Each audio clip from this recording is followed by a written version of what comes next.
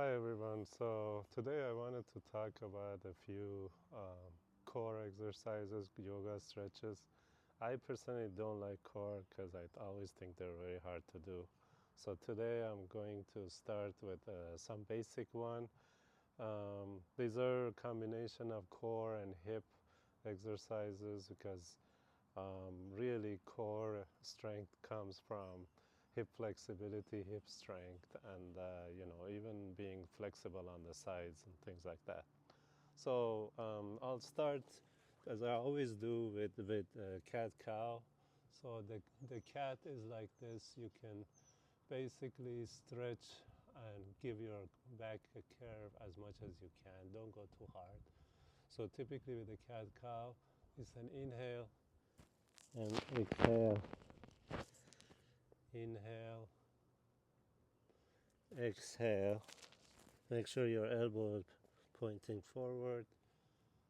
Don't sink your shoulder like this. Stay neutral on the shoulder. And then go inhale, exhale, inhale, exhale. Like I said, be gentle with your lower back, so don't stretch too much. But when you go back, you can go a little bit harder to get your shoulders out of your sockets.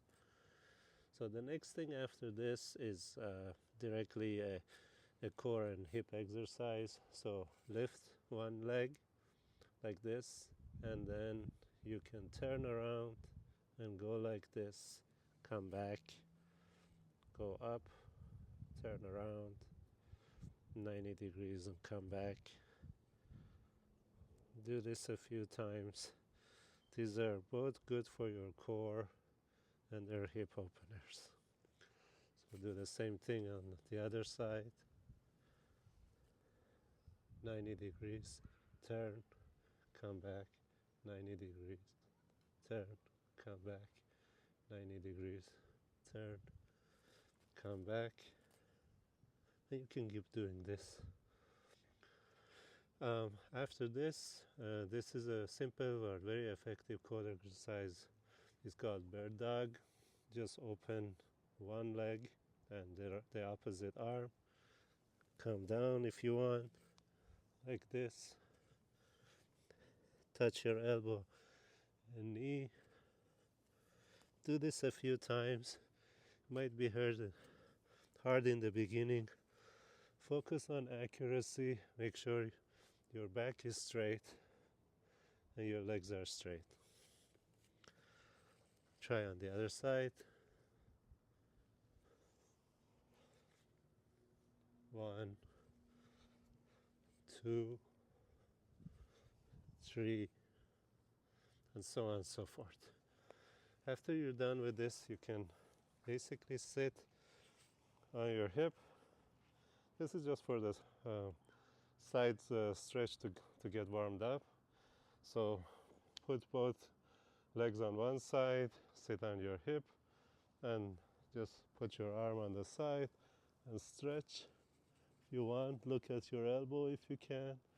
This is meant to give you open your all over your rib cage on this side. You can go a little bit opposite to counter that. So you can hold a little bit or do the opposite. And then do the other side.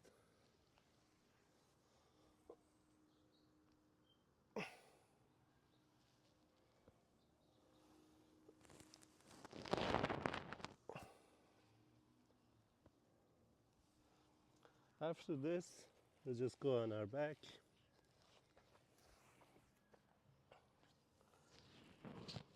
Just lie down on your back. Make sure you're not arched like this or your tuck your tummy like that. Just a neutral back. Bring your hands so you can touch your heels and then slowly raise up. This is called bridge. So hopefully I have this line, straight line from my shoulders all the way to my knees. I can't see that. I hope that's the case. You can go up and down. Just work with your comfort zone. Don't go too hard. but you should feel it on your hip, the glutes.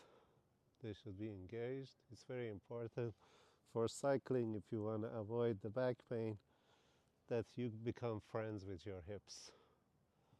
Okay, now after this, we keep your knees 90 degrees and you tap one at a time. 1, 2, 1, 2.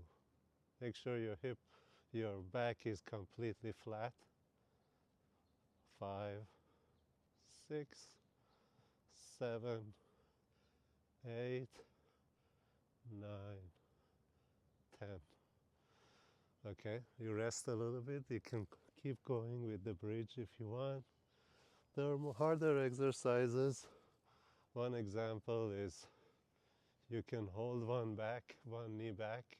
If you want, you can hold it and then bring the other one. You can hold your head like this and then go towards the knee that you brought in. You can do that, or we can leave this for later on. Okay, so the next one is what's called clam. There are different variations. The first one is just a hip opener. You just open your hip, you put your feet together and you open your hip. Your upper body can be as you want. The more advanced version is you bring the leg, the feet up, and then you open. This should give you a more sort of strength on the hip, the side of the quad, and the hip flexors. So you can do this on each side. Same thing. You can have both feet on the ground, or you can raise the feet up and then go like this. Just take it easy with these exercises so you gradually build the strength for doing this, and basically get the mechanics right so you don't hurt yourself. Okay, so the next one is a little bit more difficult because, as a rule, when you open your legs, you bring the center of gravity farther away from you, and that's harder on your hip and your core. Okay, so this one, you bring the entire hip leg up.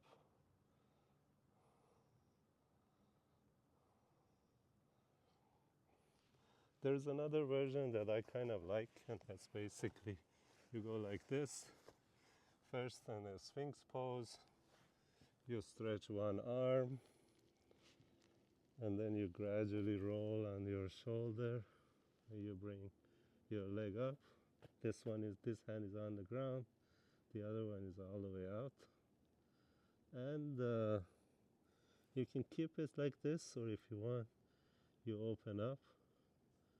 You can play around with this. This is called broken wing.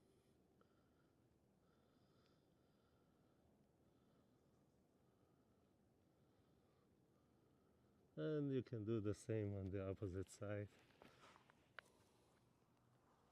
Again, you start by putting this hand out, and then so it's like this, hand out, you roll over that shoulder, so it's a good shoulder strengthening as well, and legs out, like here, or even on the ground if you want, depending on where you're comfortable with. I'm getting a really good twist on my back as well. Okay, let's see what else we have on the list. So for today, this is pretty much all I had. I just want to finish with what's called happy baby. So if you've seen a baby basically lying on their back, and you can just hold your toes, bring them up. You can play with your lower back, lift your hip a little bit off the ground. And here is a very good hamstring stretch. If you don't want to stand up, or you're not sure about how much you can bend your knees and stuff, this is a very good hamstring stretch. While you're lying on your back and you're kind of massaging your spine. The other way to massage your spine is basically going like this and getting all the kinks out of this. Okay, so hopefully this is good enough for now. You should start with this and basically get a little bit familiar with your hip muscles, get a little bit side stretch and start your core. And in future videos I go a little bit harder on the core exercise, but for now this is good.